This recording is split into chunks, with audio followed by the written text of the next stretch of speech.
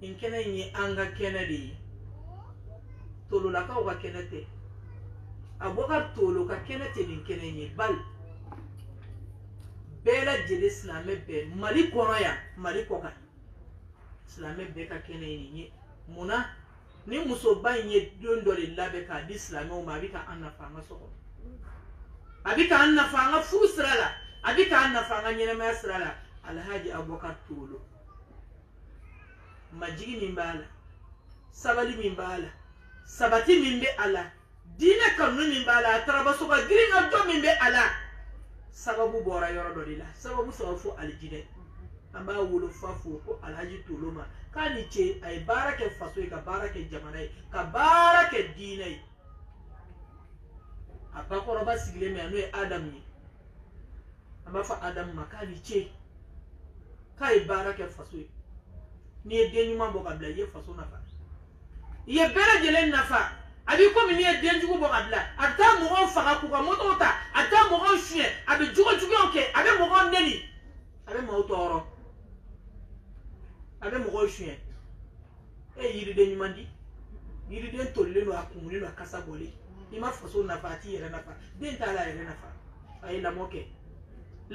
ay la moke ayake ni kumaye ayake ni chesri ayake ni dugawiye ay lamonike lamona faka bode Abubakar tolo ni yiri ngora tolo la ay islamé ben nafa ni ya yite bulanye bari marfata buluka ba chila ni Abubakar tolo yite boli pasati ni ka jakata shwe abada ni Abubakar tolo yite sira pasati ni muso nyini abada ni Abubakar tolo yi hakili be jika fu sokoro ni ya muso e kona kuma ni fe ki be sabati ni ya che kona kuma ni fe ki bi ka dimba ya mine kanye ni Abubakar tolo yi dro ibe hakili sigi ibe lafiye yi ibe dususuma yi seminari joli joli furu yoro wula ladili kan joli joli video wula ka mogo bo fili la minu ma ye unyena uba wele ka bonya masigi kan ka kasi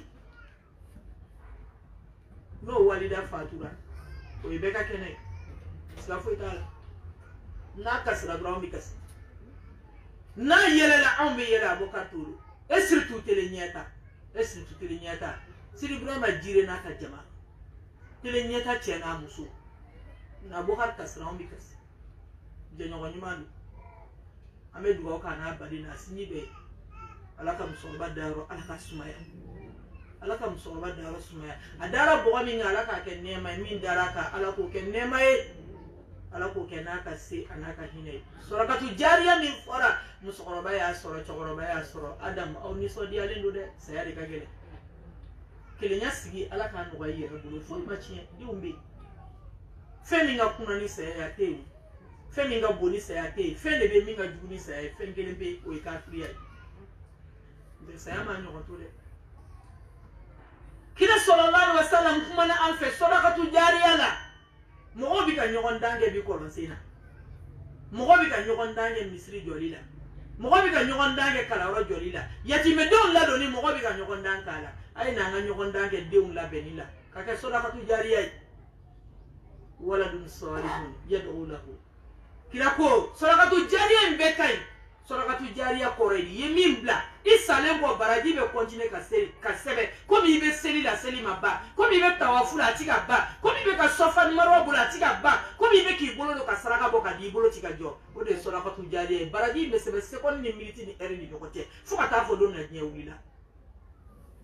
o sadaqatu jariya bara mo ko nyogon dana de misri chara ni duwe kala o chara tabarikala amale adila alabi albi alaka chaya nga sadaqatu jariya minga gele non nafaka boko jugu ni kira sallallahu alaihi wasallam yeslamo wele kata o makosebe ako de nyuma wala dun solihun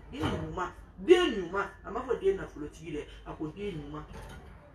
yad'u lahu ay de nyuma ka bara fo ka bara munyi nabi do de nyuma do ka be ala wele pange bagaye ni nyamembe ala wele iye o ya soro ne rebe ala de do o ya soro ala dania be ne rela o ya soro ne sone me ala ne dale no ala la o tuma de la ne bse ka ala wele mbange baka wi o kama kira ko de nyuma de denye mi be ala do mi ba tiki ala do ibita ka de nti ko abe do ki ibita ka de nti ko abe saraka boyi ati jode alhamdulillahi rabbil alamin abubakar toro khadija ye ala tama ala barkada kala kononton doninin kofe akuna la ka sindi akuna la ka banakota che ka paulu che ka samueli ke akuna khadija la domina sogomada fe 10h tuma ne abubakar nara kani jo abadalen kuna kene baka ko allahu akbar ka badna ta voyage la alina ba farala ana le fa farala ana ko mso farala ani bale ni sindi farala abina dubla kataka ati seyinga na tukuni na esamba kelinga tina blay o voyage je takatola ka sura fara di bama katla taka ka over di abama jonjora kuna kaseli awolodi ay mi kalo kono tondo ni kaseli wala takbir Allahu akbar sadaqatu jariyati temeninka ni seli nyorola kuma la sera yo kuma la se kene man mikro bambara ko minga nga su jenaja seli ko labeni no nyefoli no kaba minu nga ta o foli no kaba minu nga jigi kaburu koronai o foli no kaba ko beki wasa dola balma o kacha kan nyugon kacha akana take Jamaica nyugon samasa asigile mbende ta do mi mena ke jawdi bina ke surprise ba tumana mina ni 10h sera ko wakati sera kaya takana na ye kanada seli bina kaka kadi alam kuma la sele kuma la se mikro la ko mo mi mena sele janaza inka ko ye ankara mo ye abubakar tolo ne farka shibe wula ka jo aisha ayor la mun nege yimine ne tuma ke khadija ni yoroni na ndenga be kan su seli ala ye sele o de nege ni mine Allahu akbar walillahi alhamd mo kono mana jeya ikono tna se ka jeya khadija kula ka tema abubakar tolo ka ale de yasimi ka bala jurila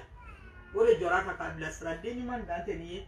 demi maseli ate seli do amasu ate sunno ate alakodo amawote alakola ore bina fasu seli wala basu obino selia al jawabu la basri ni munyaba do tasra ka ni yako yambulo ambeka nga kiliamina wa fi zalika falyatanafasil mutanafisun ala ko ina de anga nyogonda nina beki su seli baga ni ka so sale Aisha tantume ko beki su seli baga ni ka so de umba golo ayo su seli baga ni anta de alijine de anti mo ko sami alaka me min jora ni nguna ka seli masaka hine ka boni bange baga inda jabalima o masali ala aka hine ka boma ka so ale de ya fanya le qur'an ko na ko chodi wa qul rabbi irhamhuma kama rabbayani saghira kama rabbayani saghira ala de ni do de undaw amado dugu alimaminda amado mukaddamunda amado sufida amado mogoreda akode afo nga mufo ala qul rabbi afon tigi milamo masa irhamhuma hinu fulani na de hinu fulala fulani joye mfanimba kema rabbayani saghira ko mu yen fitini la do ci na kan hinena kan to boto kan ku kanje ka dunni ndima nimbar nawti sunoko nimbar nawti sunoko Allahu akbar ala ni mbay ba fulati ala ni do de unda mamina o de daluye ka fo ni deni ala wala bage ba ye ka tebi ni do mu je jabi ala kun tanci ala ma jonci baralanguluna mi yore na me dalu soro ka fo de nga qur'ane kala bage ba gai denga dugo ka banye bagal ko directi de joto taala ala ka jengo si du de mi jora ka banye ba sunna do alala ika jomso de wonde be fosu se biyo ala ika jomso fle ika jomso de ika jonge de aka ko be eri bolo ko eri bado atume seria ki ekilenye ala bina tata mala da bina jigi bara bide akumbe ni hinani makari abika bojonda kono minya sinono musoro baka kunandia anye daluera sorala no eni dalunyi kasoro kuma dia tele amita fo dumu wono doni dudo karamo ko bina me ambolo amanga lufo abada abina ta muso chama sorai ka che chama soro kaburu sigila olu bla sara baka tu wolo de unye o yaka bonyana ka sharafu doyi ala e bonyani sharafu mingai saya kelen ko fe ka to dafa seda no te menaka boyi amba fatura ka to ala ka sokono ni ami bita ala ka sokone ya ala dole ga wuli ka segere man ma ala do ke bulala no fe hey ala ka jo ala ko kanga buli ka talima de fa firu ila allah ay buli ka ta alama anda bola jemi no fa te soro muso ka wula da fe boli chama e jume tonche yoro sida ni am botale wula da fe anche ga sokona am tale tonche yoro la am tala ngantere na nga sibili na nga tartanina ton kutigi sile mena ka musoro ba ya kungolo la ko ni mi mara ni wali da kana ko anchi jeno de ko be de kana a tonche yoro mu be no korofo furuche be korofo sinamso be korofo kansamso be korofo dugu kibara be fa nya dugu na nya nyuma nga fini be ko jino kola be sana ko jino kola Allahu akbar nga amba muso ana bare muso sigile adam ka finu ko la be me ka de me barala sokono baraka baraka la de me sokono barala ka finu sana ko kuda ka bare muso wele furu kono koro muso ya ko finiti ko mi be do gomina wa gomi be ne bolo ya ni ngani ya jubiya be no mi nga gomi jita ba seri duguma nga fini bana duna nga mo be mo ba fini gomi la muso miseno le tawtala ya aka fini kana gomi ji ko nga le ta gomi no we aka fini kana gomi ji na ne ta gomi nga gomi to be ale bolo yana ale ka gomi to bon ale bade muso be ale koro muso be fini bi sura bolo mi be do gomi na ya nyini ka koro muso in fene dusukun kan abade ni do asinjido no to ba fa ya kan ene be na fini ni man ko do gomi na wa fa be na wa mo ko lo li jugula muso misano ay sabali an bado na sona ay fini bo aya da do ko ni ma ka do gomi asegina si e flamanda ako gomi to be fini wala tewa fefe be abe mo kana nai amba de be ka la kale ne adam takbir wallahi alhamdulillah amba ko ba de be ka la kale asigile fle dani da amasa nyajila amasa nyajila an kasira fani kasiga mbo kene ale fini botu ni kana nai ale fini be rogomina kada ubeta kana ke rola tonche rote baro ke rote nyugo korofo rote yere jira yorote Dieni yorte ubeta la hara sura fana ta rola no ya alquran kala ni ale ko anata atele anata wati biga sere ako blanye me fendo nyana bo same nko ka seli me bi soro ale blala nya ka tala ka soro doni ale nya ba na tulala yera na ka mekina na ka okunna kana qur'ane kala ni suma karamo ya be fo nyana bani do kom dem senu tlat mamina kom amba o ka me mikro geraula ba ma ka tere ko ay ko to be wuli to na be wuli to ngata me wuli te da majigi fle awula katisi kaka mikro mina ko karamo ma ko ne fari mandina bile ko nga ko men jija men timina ndia soko doni menna karamo ko ka jabi ko qur'ane ya de furai qur'ane bi furai de qur'ane furai de qur'ane banen furai ate wuli min ko fe ka blasra anoro de ama alhamdulillah ni mai samba kilinge bisa me sa jogo ni mande nyini ka keson sababe da ma ka be karanga ba ka mikro da bale muso ma romina melekal mautu ko wati da fa ko wati da fara atakbir qur'ane kalam bana seli bana bi ani seli juru mata ani qur'ane kalani juru mata melekal mautu ko ka kainta ko bara da fa saya ya so ala ka so kono ni la ata abo tigi bla mini ni ala te feka ya fama ni aljina kono don kote ala kono ka bilai afaka yoro ka cha ala bulu minte ni yoro al na tu fatura ka so kono faka so ngona amba diya ni nyumai parce a fatura ka fuso kono na la a che abla ro mina ni saya ya so ko yoro la ni be kuna diya esitu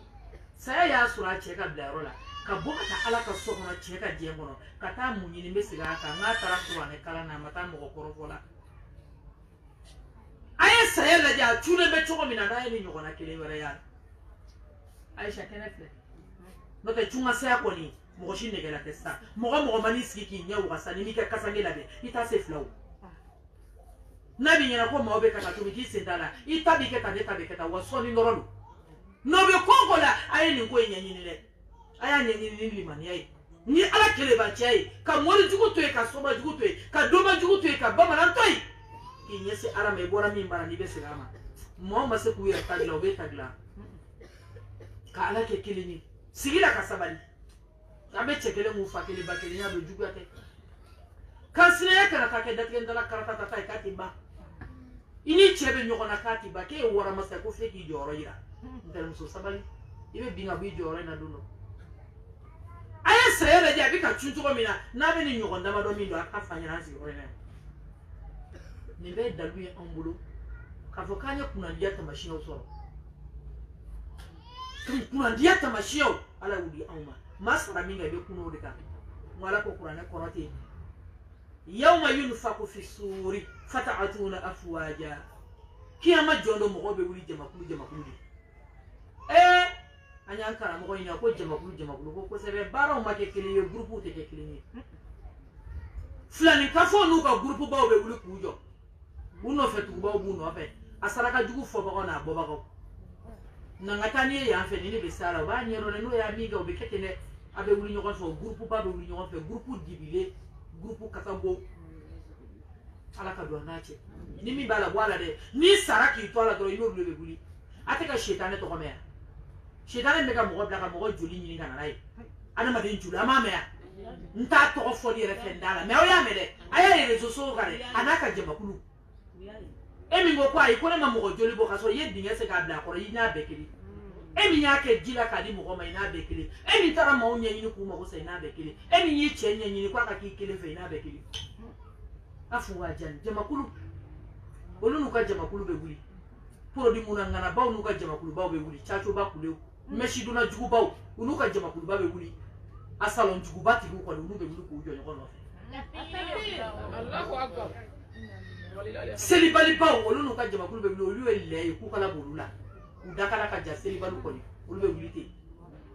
jema kulu iye jamakulu min kanu ka sakito jamakulu mina ibi yere yola ni kuma inte wuli de ay ni kuma inte wuli nte jina kanye ni de soma kanye min dem meleke kuma kanye ni adama de kuma kanye ni jo kuma kanye Allah subhanahu wa ta'ala ale kuma kanye ni ni kuma kanye sabati no na mbabe wuli sini kiyama jondo abe wuli kurone kala na ka jamakulu la abe wuli misri matrafa ba ka jamakulu la